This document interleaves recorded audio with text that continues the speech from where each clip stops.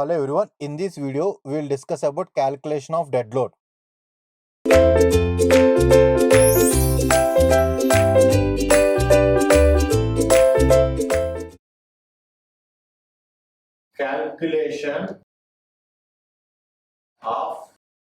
Calculation of load on roof truss. So first let us see the roof truss is subjected to how many types of loads. So the topic here is calculation of loads on the roof truss. So first let us see the roof truss is subjected to how many types of loads. So the type of load the roof truss is subjected to dead load, or you can say the self-weight. Next, live load, and then snow load, and then the most important load here is wind load. The reason the roof truss is provided at some altitude and at some height, so at that height wind is predominant obviously, so that the wind load is also considered. Okay, these are the types of load. So actually the combination of loads, so the most reliable combination of load that is to be considered is combination of load.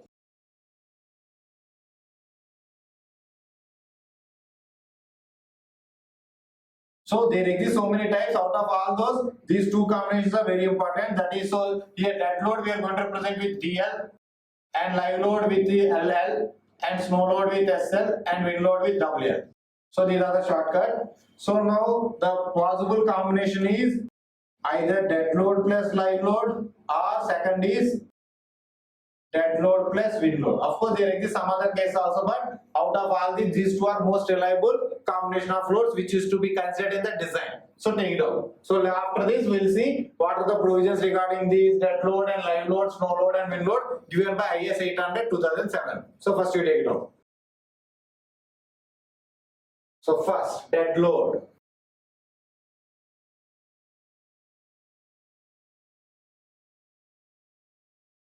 So it is due to, so now let us see the dead load on the roof truss is due to what factor. So it is due to, so first, self-weight of roof covering. Next, B.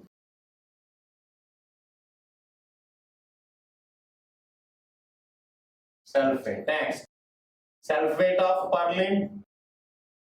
So now roof truss has to take or has to bear this roof covering material and purlin, and then self-weight of the roof truss itself.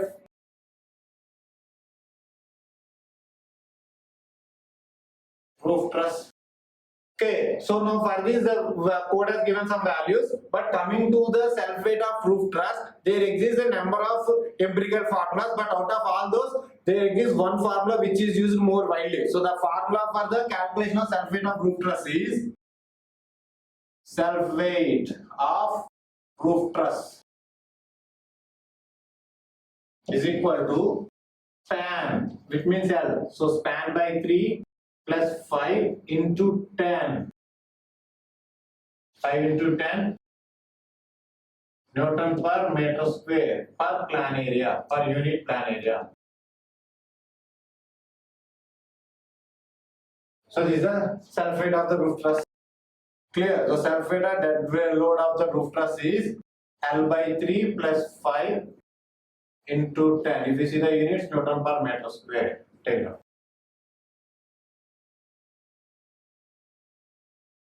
This is about the calculation of dead load on roof truss. Agree? So this is mainly the self-weight of, for the calculation of self-weight of the roof truss. Okay. Now next let us see the live load or imposed load.